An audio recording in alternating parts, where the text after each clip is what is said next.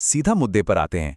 आज के इस एक्सप्लेनर में हम एक ऐसे डिजिटल बगावत की कहानी डिकोड करेंगे जिसने इंटरनेट पर तहलका मचा दिया। मतलब एक अजीब सा इंटरनेट मीम जेनजी छात्रों के लिए इतना बड़ा राजनीतिक विद्रोह कैसे बन गया। चलिए कॉकरोच जनता पार्टी यानी सीजेपी के इस पूरे फिनोमेनन को गहराई से समझते हैं। सबसे बड़ा सवाल यही है कि आखिर एक कीड़ा, एक पेस्ट, लाखों हताश और निराश ग्रेजुएट्स का पॉलिटिकल सिंबल कैसे बन गया।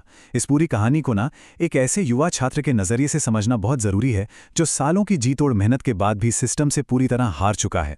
Section 1 the court room spark, वो जगह जहां से ये पूरी आग भड़की। तारीख थी 15 मई 2026। सुप्रीम कोर्ट में एक हियरिंग चल रही थी और इसी दौरान चीफ जस्टिस सूर्यकांत ने कथित तौर पर कहा, कुछ युवा कॉकरोच की तरह हैं जिन्हें कोई रोजगार नहीं मिलता और वे हर किसी पर हमला करते हैं। अब जरा इमेजिन कीजिए, नौकरी के लिए दर दर भटक रहे उन युवाओं के लिए देश की सबसे बड़ी अदालत से निकले ये शब्द कितने ज्यादा चुभने वाले रहे होंगे। हालांकि बाद में चीफ जस्टिस की तरफ से क्लैरिफिकेशन भी आया। उन्होंने साफ किया कि युवा असल में विकसित भारत के स्तंभ हैं और उनका निशाना सिर्फ फर्जी डिग्री वालों पर था। लेकिन तब तक काफी देर हो चुकी थी। एक हताश छात्र के लिए डैमेज हो चुका था। जब तक सफाई आई तब तक कॉकरोच और पैरासाइट जैसे शब्द डिजिटल दुनिया में जंगल की आग की तरह फैल चुके थे। सेक्शन 2 अ जनरेशंस बॉइलिंग पॉइंट, युवाओं के गुस्से का उबाल। अजीम प्रेमजी यूनिवर्सिटी का ये डेटा देखिए। ये उस भयंकर कड़वी सच्चाई को दिखाता है जिसे आज का हर युवा जी रहा है। 20 से 29 साल के टोटल बेरोजगार युवाओं में से 67%, जी हां 67% लोग ग्रेजुएट्स हैं। एक स्टूडेंट के नजरिए से सोचकर देखिए, लाखों रुपए खर्च करो, सालों तक घिस घिस कर पढ़ाई करो, डिग्रियां लो और बदले में हाथ क्या आता है? सिर्फ बेरोजगारी और ऊपर से ऐसे ताने। ये डेटा सीधे तौर पर उस जनरेशन के गहरे डिप्रेशन की गवाही देता है। और फिर सामने आता है 22 लाख का वो डराने वाला आंकड़ा। ये सिर्फ एक नंबर नहीं है, ये उन 22 लाख छात्रों के टूटे हुए सपने हैं जो नीट यूजी 2026 मेडिकल एग्जाम के पेपर लीक से रातों रात बर्बाद हो गए। एक तरफ पेपर लीक की बेबसी और दूसरी तरफ कोर्ट की वो कॉकरोच वाली टिप्पणी। जब ये दोनों चीजें आपस में टकराईं तो युवाओं के सब्र का बांध तो टूटना ही था। Section 3 rise of the cockroaches, CJP का गठन। इसी घुटन भरे माहौल के बीच पीआर स्टूडेंट अभिजीत दिपके ने इस गुस्से को एक नई दिशा दी। उन्होंने पार्टी बनाई और इसमें शामिल होने की योग्यताएं देखिए। एकदम क्लासिक, बेरोजगार, आलसी, क्रॉनिकली ऑनलाइन और जो प्रोफेशनल तरीके से भड़ास निकाल सके। मतलब ये पूरी तरह से डार्क ह्यूमर था, लेकिन इसने उस जेनजी पीढ़ी की दुखती रग पर हाथ रख दिया जो सिस्टम से खुद को एकदम कटा हुआ महसूस कर रही थी। लेकिन रुकिए, ये कोई मामूली मजाक नहीं था। बाहर से देखने पर यह भले ही एक लेजी व्यंग्यात्मक मीम लग रहा हो, लेकिन इनका मैनिफेस्टो एकदम सटीक और बहुत सीरियस था। ये लोग क्या मांग रहे थे?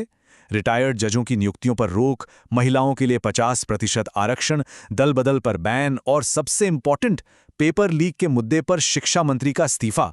ये सब बिल्कुल रियल और वैलिड पॉलिटिकल मुद्दे थे। Section 4 memes as political weapons, memes कैसे बने हथियार। ये नंबर देखिए, 15 मिलियन से ज्यादा। महज कुछ ही दिनों के अंदर सीजेपी ने इंस्टाग्राम पर फॉलोअर्स का ये पहाड़ खड़ा कर दिया। सोचिए, पारंपरिक राजनीतिक पार्टियों को इतनी भीड़ जुटाने में सालों लग जाते हैं, लेकिन यहां एआई से बने आर्ट, डार्क ह्यूमर और सरकास्टिक एंथम्स ने रातों रात लाखों युवाओं को एक विशाल डिजिटल आर्मी में तब्दील कर दिया। जाने माने एक्टिविस्ट सोनम वांगचुक का ये कोट इस पूरी मूवमेंट को बहुत अच्छे से फ्रेम करता है। उन्होंने कहा, जैसे अखबारों में कार्टूनिस्ट होते हैं, वैसे ही ये भी एक व्यंग्य है, इसे फीडबैक के रूप में देखें। और वाकई अगर ध्यान से देखा जाए तो ये जीन जी का अपना एकदम नया, डेमोक्रेटिक और नॉन वायलेंट तरीका है सिस्टम को उसका असली आईना दिखाने का। Section 5 the establishment strikes back, सत्ता का पलटवार।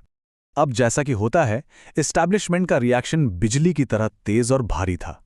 टाइमलाइन देखिए, 15 मई को वो टिप्पणी आई, 16 मई को सीजेपी लॉन्च हुई और सिर्फ 5 दिन बाद 21 मई को भारत में सीजेपी का एक्स अकाउंट होल्ड कर दिया गया। 23 मई आते आते वेबसाइट भी टेक डाउन कर दी गई। नेशनल सिक्योरिटी यानी राष्ट्रीय सुरक्षा का हवाला देकर इस डिजिटल सेटायर को कुचलने की बहुत तेज कार्रवाई हुई। इसके बाद पॉलिटिकल सर्कल से भी पलटवार शुरू हो गए। बीजेपी नेता सुकांत मजुमदार का ये क्लेम देखिए। उन्होंने दावा किया कि सीजेपी के 49% फॉलोअर्स पाकिस्तान से हैं, जबकि भारत से सिर्फ 9%। राजनेताओं की तरफ से सीधे तौर पर यह आरोप लगाए जाने लगे कि ये पूरी मूवमेंट दरअसल एक विदेशी साजिश है जिसे देश में अस्थिरता पैदा करने के लिए डिजाइन किया गया है। और ये दबाव सिर्फ सोशल मीडिया बैन तक सीमित नहीं रहा। मामला सुप्रीम कोर्ट तक पहुंच गया। एक जनहित याचिका यानी PIL दायर कर दी गई, जिसमें बाकायदा कॉकरोच जनता पार्टी की गतिविधियों की CBI जांच की मांग की गई। मतलब जो चीज़ महज एक मीम पेज के तौर पर शुरू हुई थी, वो अब एक बहुत गंभीर कानूनी लड़ाई के घेरे में आ चुकी थी। लेकिन इंटरनेट की कोई सरहद तो होती नहीं है। इस डिजिटल विद्रोह की गूंज बॉर्डर पार भी सुनाई देने लगी।